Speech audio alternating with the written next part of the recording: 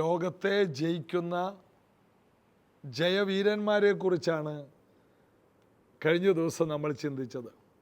ആരാണ്? ദൈവത്തിൽ നിന്ന് ജനിച്ചതൊക്കെയും ലോകത്തെ ജയിക്കുന്നു. ലോകത്തെ ജയിച്ച ജയമോ? നമ്മുടെ വിശ്വാസമാണ്. വിശ്വാസമാണ് ഹൃദയം കൊണ്ട് വിശ്വസിച്ച് വാഗൊണ്ട് ഏറ്റുപറഞ്ഞത്. യോഹന്നാൻ്റെ സുവിശേഷം 1:12 2-3 ദിവസമായിട്ട് നമ്മളിങ്ങനെ ചുറ്റിക്കറങ്ങിക്കൊണ്ടിരിക്കുന്നത്. ഈ വചനത്തിന് ഒത്തിരി വാതിലുണ്ട്, തുറന്നു കഴിഞ്ഞാൽ ഉള്ളിലോട്ട് ഇങ്ങനെ പോകാം. അതിനകത്ത് ഒത്തിരി കാര്യങ്ങൾ നമുക്ക് ധ്യാനിക്കാനുണ്ട്. ഞാൻ നിങ്ങളോട് സംസാരിക്കുന്ന ആത്മാവും ജീവനെക്കുറിച്ചാണ്. ഇതൊരു അക്ഷരമല്ല, ഇത് നമ്മുടെ തലച്ചോറ് കൊണ്ട് ചിന്തിച്ച് കളയേണ്ട ഒരു കാര്യമല്ല, ആത്മാവിൽ ധ്യാനിക്കേണ്ടതാണ്. തലച്ചോറിൽ ചിന്തിക്കരുത്, ആത്മാവിൽ ധ്യാനിക്കണം. മറിയ സകലതും ഹൃദയത്തിൽ സംഗ്രഹിച്ച് ധ്യാനിച്ചുകൊണ്ടിരുന്നു. 30 വർഷം. 30ാമത്തെ വർഷം ഗലീലയിലെ കാനാവിലെ കല്യാണ വീട്ടിൽ യേശു ഇരിക്കുമ്പോൾ ആ വീട്ടിലെ വീഞ്ഞില്ലായ്മ മറിയ എന്ത് ചെയ്തു? യേശുവിനോട് പറഞ്ഞു. യേശു അവിടെ എൻ്റെ സമയം വന്നിട്ടില്ലെന്ന് പറഞ്ഞിട്ട് യേശു എന്ത് ചെയ്തു? അവിടെ വീഞ്ഞുണ്ടാക്കി കൊടുത്തല്ലേ. മറിയ ധ്യാനിച്ചു, വർഷങ്ങൾ ധ്യാനിച്ചതിൻ്റെ റിസൾട്ടാണ്. ഇതുപോലെ രാപ്പകൽ ധ്യാനിച്ച് ദൈവവചനത്തിൽ ഇരിക്കുന്നവർക്ക് ഏത് സന്ദർഭത്തെയും അത്ഭുതങ്ങളാക്കി മാറ്റാൻ കഴിയും. യേശുവിൻ്റെ കയ്യിലോട്ട് അത് കൊടുക്കാനുള്ള ശേഷി ഉണ്ടാകും. മറിയ ഒരാളിലാണ് ഫോക്കസ് ചെയ്യുന്നത്. അവൻ എന്തെങ്കിലും കൽപ്പിച്ചാൽ, ഇതുപോലെ ഹൃദയത്തിൽ എപ്പോഴും വചനമുള്ള വ്യക്തി അത്ഭുതങ്ങളായി മാറും. കർത്താവ് അതിനുള്ള കൃപ നിങ്ങൾക്കും എനിക്കും തരട്ടെ. നമ്മൾ ചേർന്ന് പാടി യേശുവിനെ ആരാധിക്കാം. യേശു മസീഹ് ഭരോസാ മേരാ, तू ही सहारा है मेरा, मुश्किल समय में तू ही दिलासा, साथ रहेगा तू सदा, करुणा भलाई तेरी सदा रहेगी मुझ पर, तेरी विश्वास योग्यता देखूंगा मैं उम्र भर, मैं हाथ उठाकर गाऊंगा, यीशु तेरा नाम रहे ऊंचा।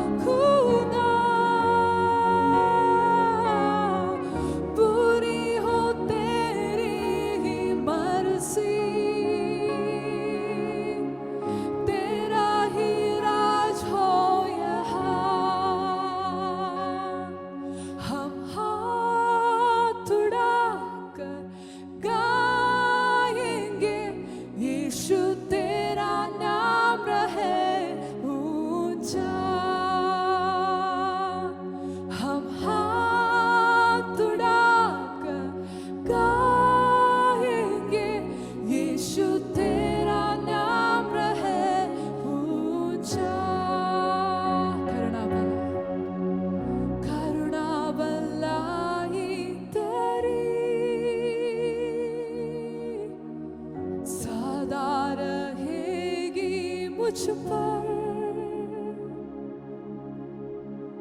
तेरी विश्वास योग्यता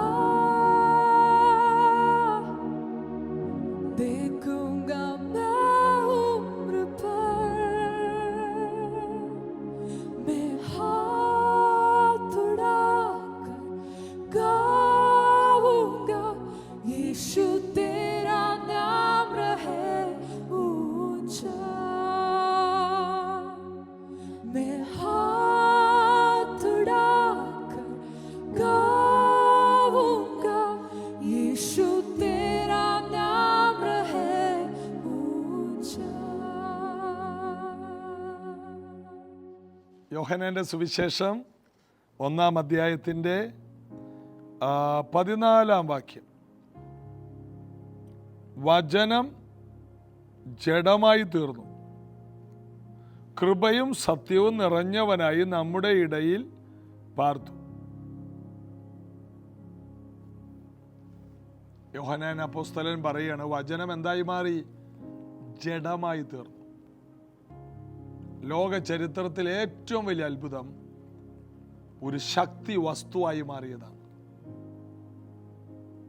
വചനം ശക്തിയാണ്, വചനം വെളിച്ചമാണ്.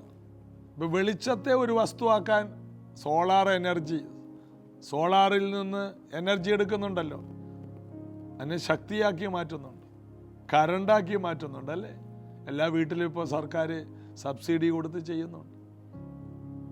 ഇവിടെ വചനം ജഡമായി തീർന്നു, ഒരു വ്യക്തിയായി വന്നു, ഒരു വസ്തുവായിട്ട് കാണത്തക്ക രീതി.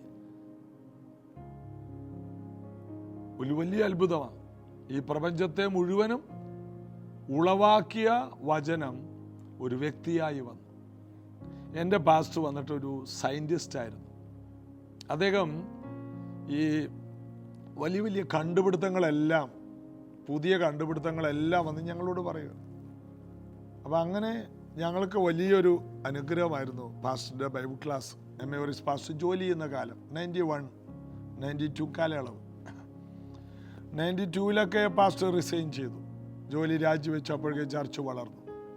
അപ്പോൾ അതിനു മുമ്പ് എങ്കിലും പാസ്റ്ററിന് ഈ സയൻസ് ഭയങ്കര ഇഷ്ടമാണ്. ഇപ്പോഴും പാസ്റ്റർ അങ്ങനെയുള്ള സംഭവമൊക്കെ പറയും. അപ്പോൾ പാസ്റ്റർ ഒരിക്കലും ഇങ്ങനെ പറഞ്ഞു, ഈ സമം mc², ആൽബർട്ട് ഐൻസ്റ്റീൻ്റെ ആ സംഭവം, ഒരു വസ്തുവിനെ ശക്തിയാക്കാൻ കഴിയും. അതാണ് ഈ ആൽബർട്ട് ഐൻസ്റ്റീൻ്റെ തിയറി. ഒരു വസ്തുവിനെ ശക്തിയാക്കുക. അതിൽ നിന്നാണ് ഈ ആറ്റം ബോംബ് ഒക്കെ പുറത്തു വരാൻ കാരണം. അതിനെ തെറ്റായിട്ട് ഉപയോഗിച്ചപ്പോൾ ആറ്റം ബോംബായി, അതിനെ നന്നായിട്ട് ഉപയോഗിച്ചപ്പോൾ എനർജിയായിട്ട് പല രാജ്യങ്ങൾക്കും അത് പ്രയോജനപ്പെട്ടു. അപ്പോൾ തെറ്റായിട്ട് ഉപയോഗിച്ചതാണ് മനുഷ്യനെ കൊല്ലുന്നതായിട്ട് മാറിയത്. ഒരു വസ്തുവിനെ ശക്തിയാക്കാം. അപ്പോൾ ഏതോ 20 ഗ്രാമോ ആട്ടെ പ്ലാറ്റിനം പീസിനെ 4000 ഡിഗ്രി സെൻറ്റിഗ്രേഡിൽ വിഘടിപ്പിക്കുമ്പോൾ, ചൂടിൽ വിഘടിപ്പിക്കുമ്പോൾ എന്തൊക്കെയോ മാറ്റങ്ങൾ അതിൽ സംഭവിക്കുന്നു. അതാണ് വലിയ സ്ഫോടനത്തിൻ്റെ ഒരു സിസ്റ്റം. എനിക്കത്രേ അറിയാവൂ. അപ്പോൾ ഒരു വസ്തുവിനെ ശക്തിയാക്കുന്നു. ഹിരോഷിമയിലും നാഗസാക്കിയിലും ചെറിയ 2 ബോംബ് കൊണ്ടുവന്നിട്ടു. അതിനെ വിളിച്ചത് ലിറ്റിൽ ബോയ് എന്നാണ്. ചെറിയ 2 കുട്ടികളെ കൊണ്ടുവന്നിട്ടു. ജപ്പാനിലെ ഹിരോഷിമ നാഗസാക്കി ആ സ്ഥലത്ത് ഇപ്പോഴും അതിൻ്റെ മുകളിൽ കൂട്ടി കാക്ക പറന്ന തലകറങ്ങി വീഴും. എന്താണ് അവിടെ? ഇന്നും ജനിക്കുന്നവർ വൈകല്യമായിട്ട് ജനിക്കുന്നു. ആ ഭൂമിയെ തീർന്നു. അത്ര ശേഷിയുള്ളതാണത്.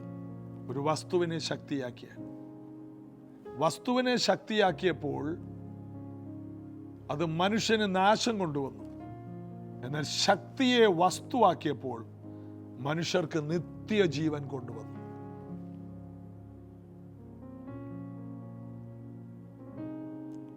ഒരു ദൈവ പൈതൽ അറിയണം. അപ്പോൾ പാസ്റ്റർ അതിന് പറഞ്ഞു, ഈ സമയം mc². അത് തിരിച്ചിടണം. mc² സമം E.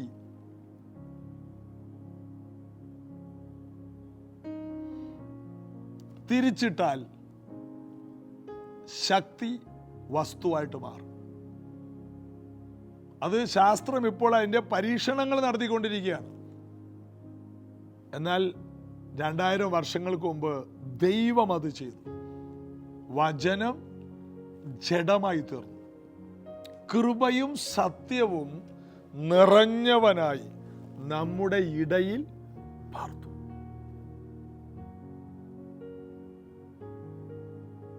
അതെത്ര വലിയൊരു അത്ഭുതമാണ്. ഈ പ്രപഞ്ചത്തെ മുഴുവനും ഉണ്ടാക്കിയവൻ ഒരു ചുറ്റികയും ഉളിയും ഒക്കെ പിടിച്ചുകൊണ്ട് ജോസഫ് എന്ന വളർത്തുപിതാവിൻ്റെ പുറകെ പോകുന്ന പോക്ക് നിങ്ങൾക്ക് എത്ര പേർക്ക് കാണാൻ കഴിയുന്നു? 12-ാം വയസ്സിൽ യേശു പറഞ്ഞു, എൻ്റെ പിതാവിനുള്ളതിൽ ഞാൻ ഇരിക്കണം. ആരാ പിതാവ്? ജോസഫാണോ? അല്ല. യേശുവിനെ അറിയാമായിരുന്നു. എന്നിട്ടും അമ്മ പറഞ്ഞു, മോനെ നീ എന്താ ചെയ്തത്? നിങ്ങൾ എന്തിനാ എന്നെ അന്വേഷിച്ചത്? എൻ്റെ പിതാവിനുള്ളതിൽ ഞാൻ ഇരിക്കണ്ടേ? അപ്പോൾ അവര് വേറെ കാര്യങ്ങളൊക്കെ പറഞ്ഞ് യേശുവിനോട് വേറെ കാര്യങ്ങളൊക്കെ പറഞ്ഞു.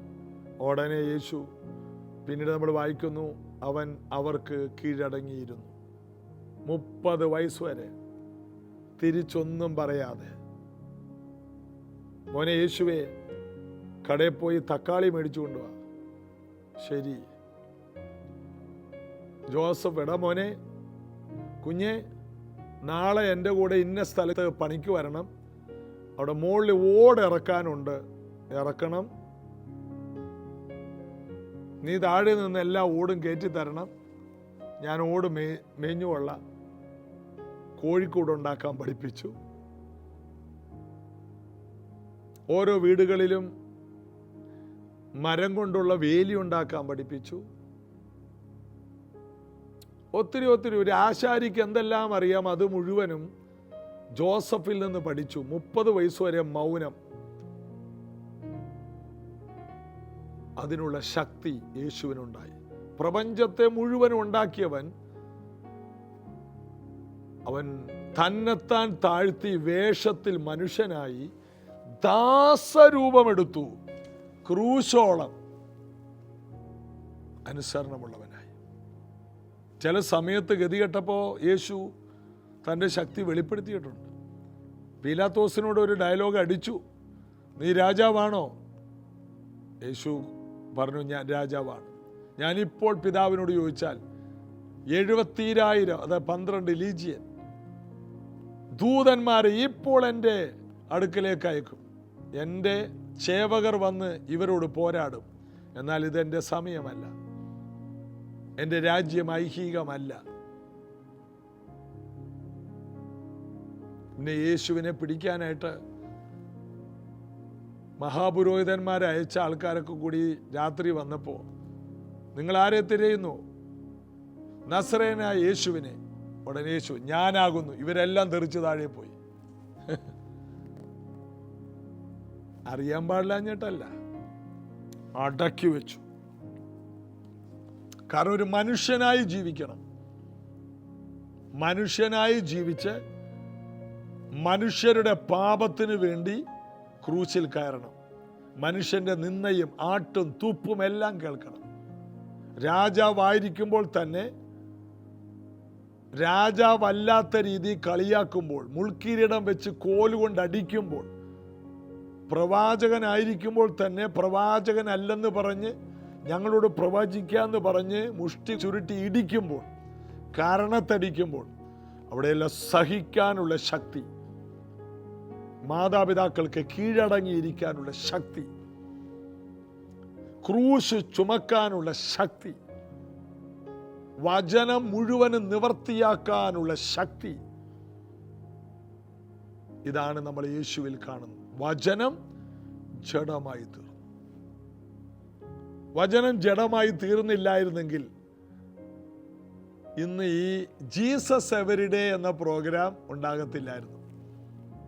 പകരം ഞാൻ മീഡിയയിൽ വന്നാൽ, അഥവാ ഈ കാലഘട്ടത്തിൽ ഞാൻ ഉണ്ടാകുമല്ലോ, മീഡിയയിൽ വന്നാൽ എങ്ങനെ ചാരായം വാറ്റാം, നല്ലൊരു പ്രോഗ്രാമാണ്. യേശുവില്ലല്ലോ. കാരണം ഞങ്ങളുടെ നാട്ടിലൊക്കെ ചാരായം എങ്ങനെ ഉണ്ടാക്കാമെന്നാണ് പഠിപ്പിക്കുന്നത്. ഇപ്പം അതൊക്കെ മാറി. ആ കാലത്ത് ഞങ്ങളൊക്കെ നാട്ടിലെല്ലാ വീട്ടിലും തോട്ടിലെല്ലാം ഈ ചാരായം ഉണ്ടാക്കി കുഴിച്ചിടുന്ന നാടായിരുന്നു. ഇതേ നമുക്ക് ക്ലാസ് എടുക്കാൻ അറിയാവൂ. എങ്ങനെ ഒരുത്തനിട്ട് രണ്ടിടി ഇങ്ങോട്ട് കിട്ടാതെ അങ്ങോട്ട് കൊടുക്കാം, ഒരുത്തൻ കത്തിയും കൊണ്ട് വന്നാൽ അവനെ തിരിച്ച് ഇങ്ങോട്ട് എങ്ങനെ അവൻ്റെ ഉള്ളിലോട്ട് കയറ്റാം. യേശു ഇല്ലെങ്കിൽ ഇതല്ലേ പഠിപ്പിക്കാൻ പറ്റൂ. യേശു വന്നില്ലായിരുന്നെങ്കിൽ നമ്മളൊക്കെ ഈ പ്രോഗ്രാമേ കാണില്ലായിരുന്നു. ജീസസ് എവരിഡേ എന്നൊരു പ്രോഗ്രാം ഇല്ല, വേറെ എന്തെങ്കിലും എവരിഡേ ആയിരിക്കും. യേശു വന്നതുകൊണ്ട് വചനം ജഡമായി തീർന്നു. അതാണ് നമ്മളിവിടെ വായിച്ചത്. കൃപയും സത്യവും നിറഞ്ഞവനായി നമ്മുടെ ഇടയിൽ പാർത്തു. വചനം വന്നിട്ട് കൃപ നിറഞ്ഞവനായി പാർത്തു. നോഹയ്ക്ക് മാത്രമല്ല കൃപ ലഭിച്ചത്, മറിയയ്ക്ക് മാത്രമല്ല, സഹിക്കാനും ക്ഷമിക്കാനും കീഴടങ്ങിയിരിക്കാനും ദൈവമായിരിക്കുമ്പോൾ തന്നെ മനുഷ്യനെ പോലെ ജീവിക്കാനും യേശുവിന് കൃപ ലഭിച്ചു. നമുക്കുള്ള കൃപ മനുഷ്യരായിരിക്കുമ്പോൾ ദൈവത്തെ പോലെ ജീവിക്കാൻ ഉള്ള കൃപയാണ്. യേശുവിനോ, യേശു സാക്ഷാൽ ദൈവമായിരിക്കുമ്പോൾ മനുഷ്യനായി ഒതുങ്ങി നിൽക്കാൻ, ഒരു മനുഷ്യ ശരീരത്തിൽ ഒതുങ്ങാനുള്ള കൃപ.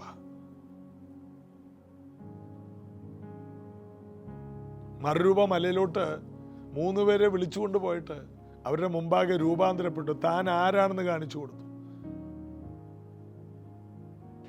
മോശ ഏലിയാവ് എല്ലാം അവിടെ വന്നു.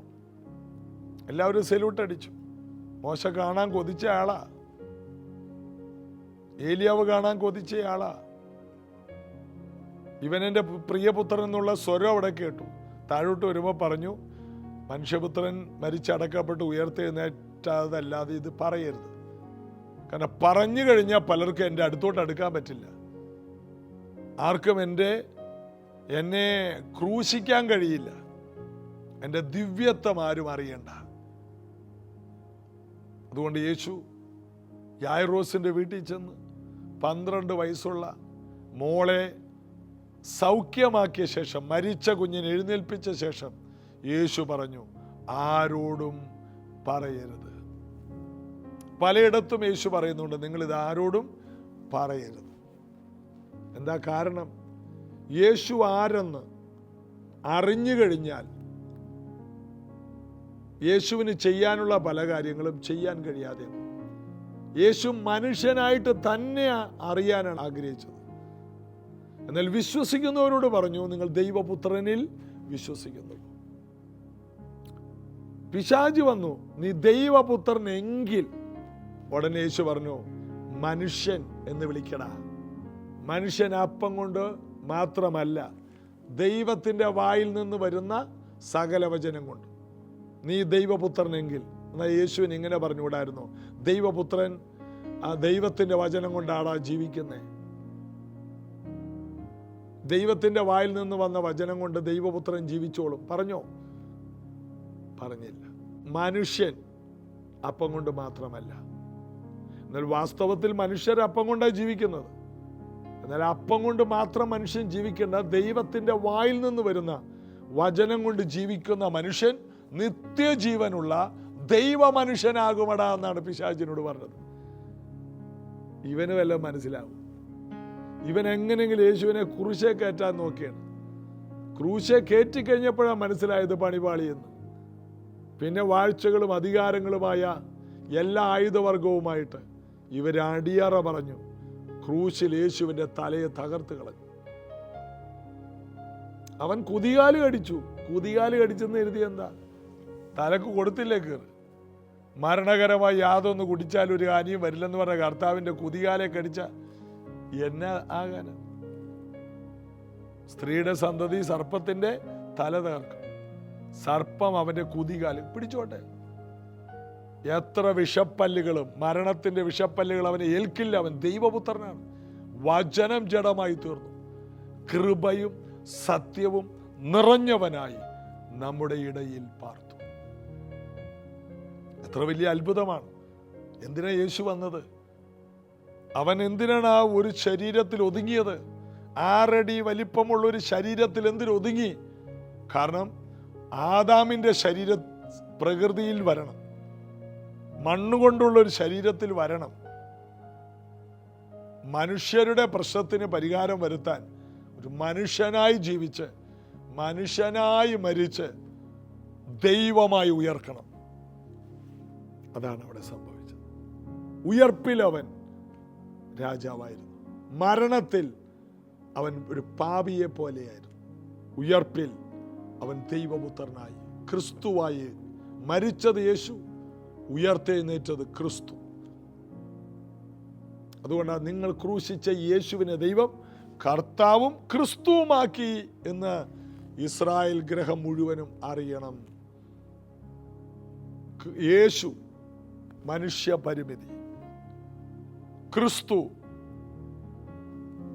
രാജാതിരാജാവ്. പത്മോസിൽ യോഹന്നാന്റെ മുമ്പിൽ വെളിപ്പെട്ടവൻ, അഗ്നിജ്വാലക്കൊത്ത കണ്ണുള്ളവൻ. വിശദീകരിക്കുന്നില്ല.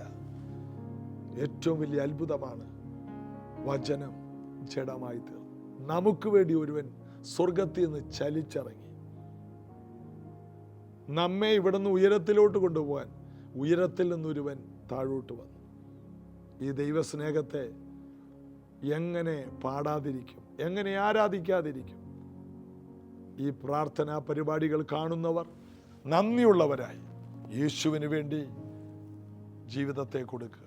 യേശു നിനക്ക് വേണ്ടി മരിച്ചു, നിനക്ക് വേണ്ടി തന്നെത്താൻ താഴ്ത്തി പരിമിതപ്പെട്ടവനായി നിന്റെ പരിമിതി പൊളിയുവാൻ അവൻ രോഗം ഏറ്റെടുത്തു. നിന്റെ രോഗസൗഖ്യമാകാൻ അവൻ ശാപത്തെ പോലെ ശാപം വഹിച്ചവനായി നിന്നു. മരത്തിൽ തൂങ്ങുന്നേവനും ശപിക്കപ്പെട്ടവൻ എന്ന് എഴുതിയിരിക്കുന്ന പോലെ ക്രിസ്തു നമുക്ക് വേണ്ടി ശാപമായി. പ്രാർത്ഥിക്കാം.